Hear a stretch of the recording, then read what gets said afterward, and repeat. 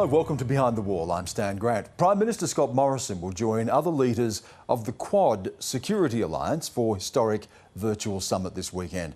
Mr Morrison says the meeting with US President Joe Biden, India's Narendra Modi and Japan's Yoshihide Suga will send a strong message to the region about Australia's support for an independent Indo-Pacific. But what is the Quad and what kind of message does the meeting send to our biggest trading partner, China?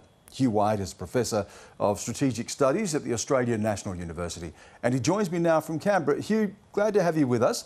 I want to just start with what can we expect from this Leaders Quad meeting?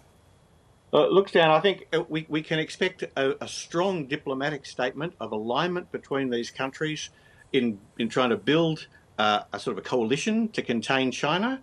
I'm not sure that we can expect much in the way of actual action, real concrete measures to put flesh on that bones. And I guess we'll also see a fair bit of talk about other problems. I think the White House has already foreshadowed that they'll be talking about climate change issues, the pandemic, of course, economic recovery. So it'll be quite a diverse agenda, although deep down inside, of course, we know that China's the thing that really draws these four countries together. Yeah, and can we expect, Hugh, any movement on more joint military exercises? Because we know that India had invited Australia and Japan to join them with the US as well in exercises. Is this something we're likely to see formalised as time goes on?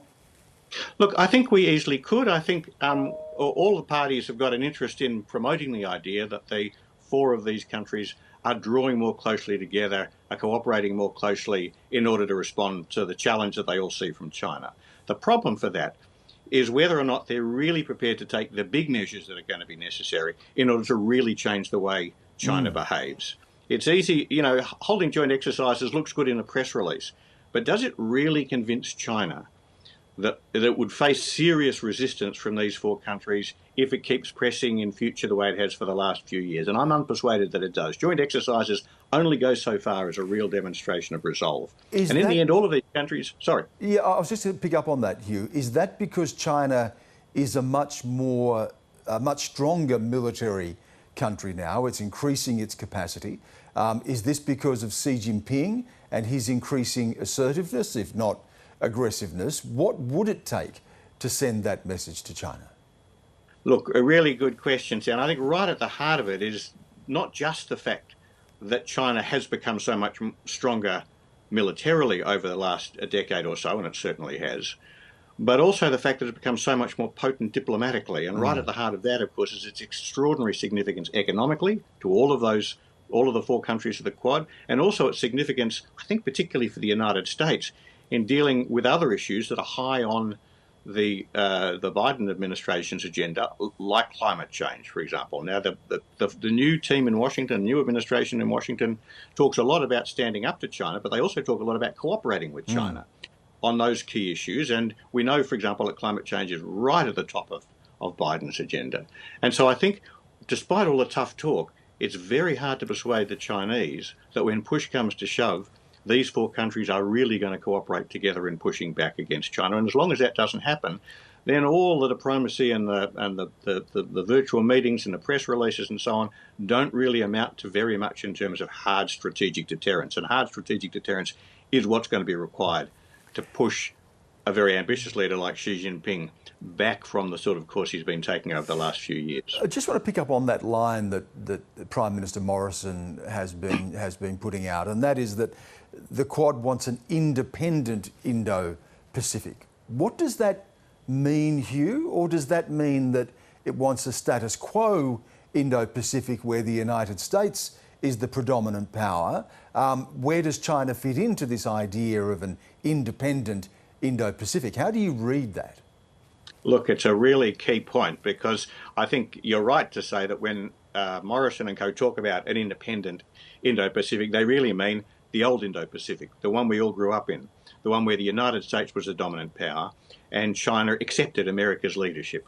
What they fear, and I think they're correct to fear this, is that China seeks to dominate the Indo-Pacific, or at least dominate the Western Pacific and East Asia, up to, you know, the Straits of Malacca, and that this would therefore be a region which was not independent of Chinese hegemony.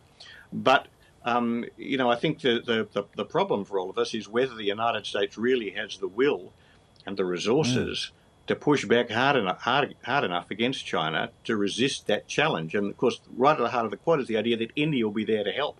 But I don't think India cares too much about what happens on the other side of the Straits of Malacca. They care a lot about what happens in South Asia and the Indian Ocean. But once you get into East Asia and the Western Pacific, I don't think India really cares that much. So I think there's a lot of wishful thinking embedded in the Quad. And Hugh, America's resolve, its staying power is being tested because there are red lines everywhere, and red lines that involve the countries in the Quad. There, of course, are territorial disputes between Japan and China. There is a border dispute between India and China, and there were casualties last year when those two countries came to blows over that. Of course, there is the South China Sea as well. So in terms of those red lines and where or if they would be enforced, what are the challenges presenting the United States leadership and the Quad and the role Australia could play? Well, precisely. The real question there is, in the event of one of those red lines being crossed, and the other one, of course, I mentioned, Taiwan, which is in some ways the biggest of them all.